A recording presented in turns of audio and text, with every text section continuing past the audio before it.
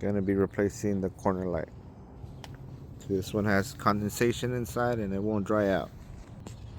Gotta remove the bezel.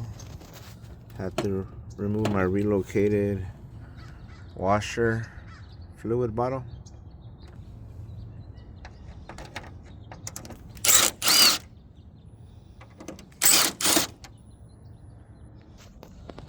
So I unbolted it now. It comes off. So remove it with one hand. Remove the connectors.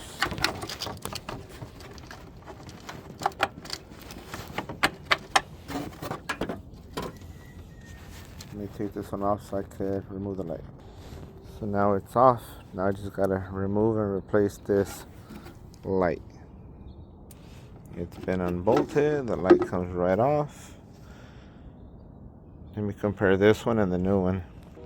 See, you can see the difference. This one is like a clear. This one's already been turning yellow.